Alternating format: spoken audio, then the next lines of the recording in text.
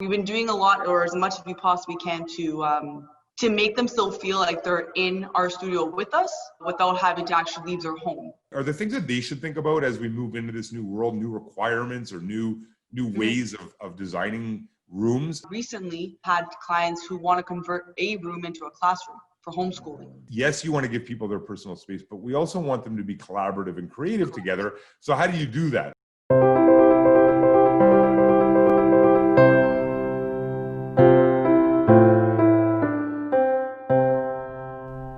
Bird's Eye View. Hi, everybody. Welcome back to another episode of Bird's Eye View.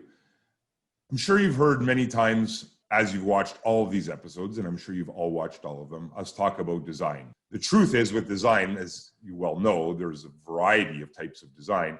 And one that Skylar has a lot of exposure to, but we actually don't do ourselves, relates to interior design. And it's such an important part of everything we do in life, particularly in these days as we rethink our workspaces and our office spaces. I'm going to bring on my favorite interior designer, who's a master, as far as I'm concerned, of building out offices, homes, workspaces, you name it, and sometimes even just serves as my fashion and or furniture consultant. Theresa Pereira from Create Design & Co. Welcome to Bird's Eye View. Hey, Kyle, how are you? Thank you for having us. I appreciate the time.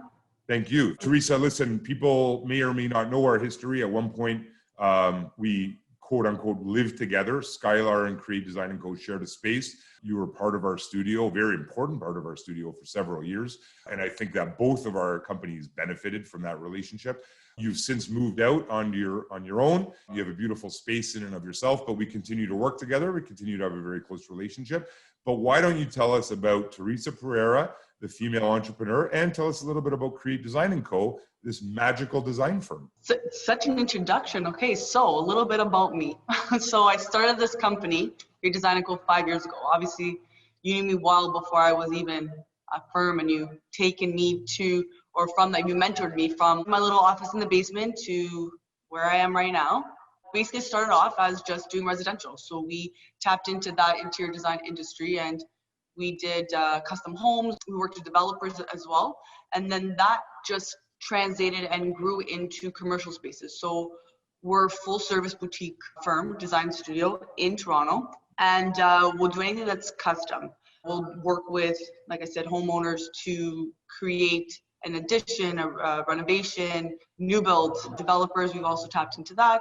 We have some clients that want us to just transfer or transform their space into something that's not only just functional, but aesthetically pleasing as well. So we've developed our portfolio and we've also grown the team. So I've gone from one person in my basement to now 5 in our team, and we're constantly growing. We've been doing this for 5 years. We just celebrated our 5th year anniversary, and all good things, all great things to come. Wow, that's amazing. Yeah, I remember when you were small, you were just starting out, it was just you. And then, that's when, it started to grow. And it's great to see your continued growth. Congratulations on your 5-year anniversary. I had no doubt that not only would you make it, but you would continue to grow even after you left the nest, so to speak.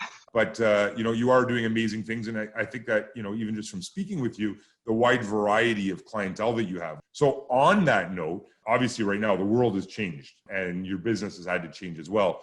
What has Create Design or you particularly been doing to innovate and help your clients adjust during these times? Basically, we've been doing a lot of understanding that not everybody wants to meet face to face. So we've relied heavily on Zoom calls or FaceTime and that kind of conversation to just relay information and make sure that everyone feels that we're still moving along, but being cognizant that construction never stopped. So if they had their permits, if they had momentum going, that we could continue. So we had to rely a lot on different software. So we update our entire programming in-house. So now, for example, once we create a space, we'll bring it into a 3D form and we'll render it. And we're able to send our clients like a QR code that they're able to just take a picture of it with their phones over the screen and virtually move the phone around so they can see what their space is looking like. In addition to that, there's also another program that we use where you can actually start at the front door and we create a path to walk in throughout the entire space so they can see the space in volume. Now, that's digital and that's great. That also helps us a lot, but we're a service that relies heavily on not just verbal, visual, but also feel, so textures. So we've actually had to start creating little packages of samples that we've labeled and had sent to the client. So we have the exact same the set of samples in-house. So as we're going through the Zoom call, as they're visually seeing these spaces digitally, we're also saying, okay, so that little piece of tile that you see there, this is what it is. And then there's also a link that's sent to them so they can see a bigger piece. So we've been doing a lot, or as much as we possibly can, to make them still feel like they're in our studio with us without having to actually leave their home. That makes sense. I guess, from the perspective that it's the five senses, right? So it's one thing to see something, but you almost want to smell it and touch it. I don't really ever think about that, but it's an important point. So I think it's one of the things that you guys have to do is make sure that you can accommodate and reach out to all those senses in order to sell the solution as effectively as you're envisioning it, right? Yes, exactly. And even just like a screen, like on screen, a green can look different than the green in person. Our suppliers have been amazing to us too. Like they've actually sent out bigger pieces to like the client's house so that they can see that tile, for example, or that hardwood in their home before they make that large purchase, because that's what it does come down to as well. Like you just want that security that you're making the right choice. Makes sense. So as you're designing a space, given the state of the world, I think, we spoke to Nicholas Fide from Treasure Hill, and he said that people are rethinking their spaces. Are there things that, people who are either building a home or renovating an office or moving into a new office, I should say, or renovating their home, are there things that they should think about as we move into this new world, new requirements or new ways of designing rooms? Yes. So on a residential level, so if it's a personal home, we've had a lot of clients right now. If it's still within means to create a fitness studio downstairs or on a level of their home, to create it in an office to work at home. And also we've actually recently had clients who want to convert a room into a classroom for homeschooling. And then even people like really wanting to get their backyards, like cabanas, completed. So there's been a lot of like in-home pushes because everyone's home, looking around to see what they want to get to fix or change and people aren't traveling. People aren't traveling, so they have a little bit more money to spend, and they want to, maybe that's what it is. Which is great for us. We're not complaining. This is awesome. And then in terms of like our builders, there was a hold for a while on presentation centers, but that is coming back into full speed. So we've been doing a lot of marketing with our builders, like collaborating with their marketing teams, but also how do we now space out their presentation centers so that they can have more potential homeowners come through. Also, renderings are huge right now, and converting existing floor plans or existing phases that they're either going to be sold or in the middle of being sold, and how they can change their floor plans to accommodate a fitness studio, a theater room. We're getting obviously the work from home office. And like I just said, the classrooms. That was an interesting request from one client, and then we've received it 3 times. You're going to wind up buying a house and it's got 3 beds, 2 baths, classroom, gym. It's interesting, but the rooms are going to change. Maybe there's no more living rooms, but there's going to be offices or classrooms. That's interesting. What about from a workspace perspective? A lot of offices have implemented measures now to keep their employees safe. Skylar, we haven't actually done anything physically because what we've done is we've divided our teams into groups. But if you were building from scratch now, what would you do so that if we did hit, another issue like what we're dealing with right now, that, we would be able to be prepared for it and wouldn't have to retrofit, I guess, so to speak? A few offices are working on right now. We're going back to that cubicle life. But we're making them a lot more attractive so you don't feel like you're in a little box. But basically, like, it's creating those personal spaces, again, where before everyone wanted that open space, like a work share environment. So we're moving away from that. Boardroom spaces are not as big as they were before. We're creating boardrooms that can be divided using partitions into smaller spaces so they can have like multiple meeting rooms. And then depending on the office, if we can have individual spaces, but even, for example, a kitchenette, they're not as big as they used to be. People aren't congregating there as much as anymore. So we're creating little kitchenettes throughout the office that, like, this is for this section of the office. You get this space, and then so on and so forth. Sounds like a janitorial nightmare to me, but okay, I get it. I understand. And I guess it makes sense. What's old is new again, from a privacy perspective and a personal space perspective. I guess that makes sense. It's going to be interesting to see how that actually plays out long term, because the idea is, yes, you want to give people their personal space, but we also want them to be collaborative and creative together. So how do you do that, right? And that's going to be the interesting thing. So that's what we're going to need more people like you in the world to figure out, so that as, Skylar grows and we build new spaces, we can give everybody their personal space, but they can still be very collaborative. I'm going to shift gears just a little bit. You started 5 years ago, Create Design & Co., and congratulations again on your anniversary. You're a young, aggressive female entrepreneur. I think that, from my own perspective, you've come a long way. You've learned a lot. You've taught yourself a lot. And, I remember when you first started, it's almost like we were competing, as far as getting into the office early and staying late. But at the end of the day, I think that speaks to the energy that you need to put into starting a business, and then certainly the challenges that one faces, regardless of whether you're a female entrepreneur or not. Mm-hmm. So, you have a strong vision, but you're gonna have challenges that are gonna, hamper that vision at certain points. What would you advise, or what insights could you offer to somebody as far as overcoming the challenges that may impede on that initial vision that you have? I would definitely say, create a goal. Surround yourself with the right people. I know, since the beginning, Kyle, you've been there since day one, literally. So every time I had a hiccup or stress, or I don't know what to do with the situation or this client, I would just come upstairs, because we technically were roommates. I would just come upstairs and talk to you for a bit. But definitely, I would say, keep your eye on the prize. This is my goal. This is what I want to do. I'm not going to listen to what anybody else is telling me, unless it's good noise.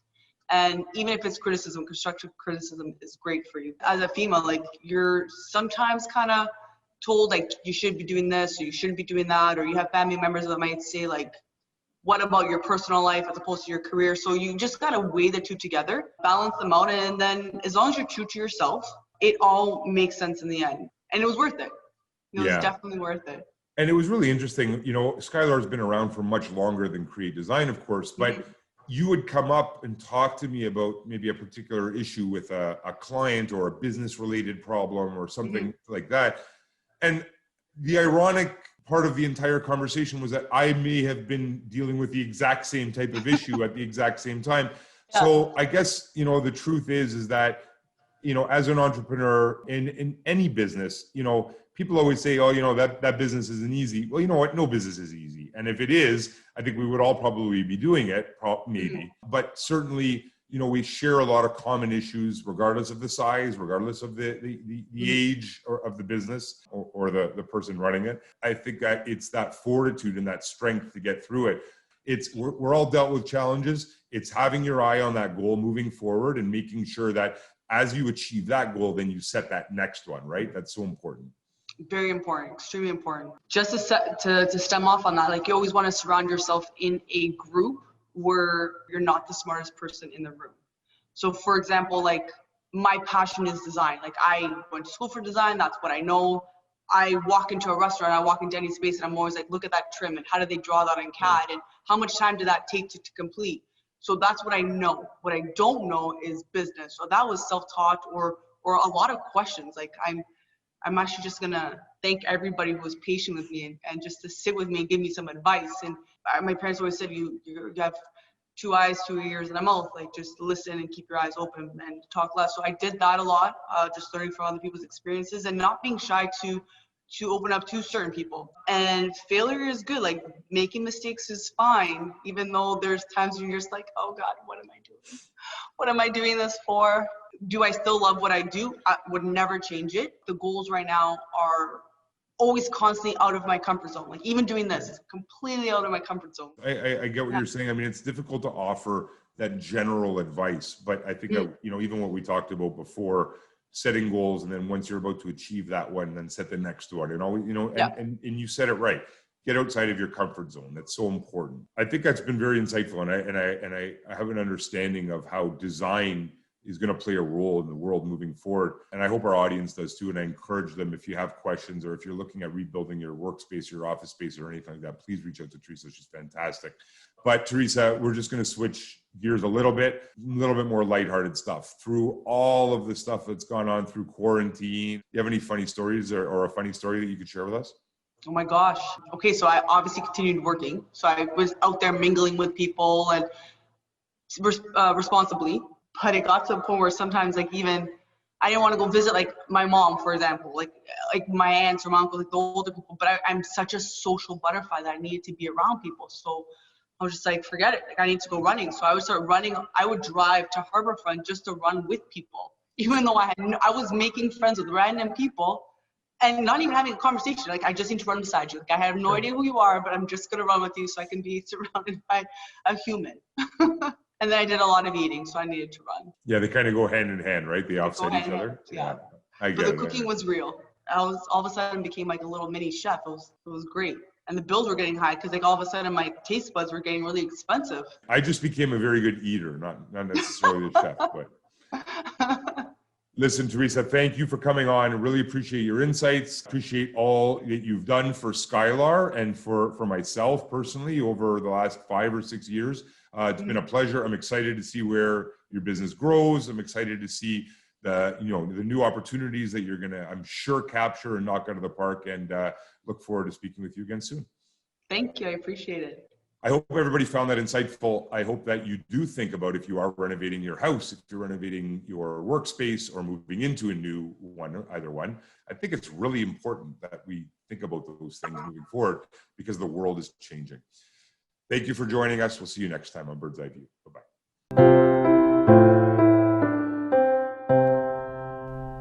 Bird's Eye View.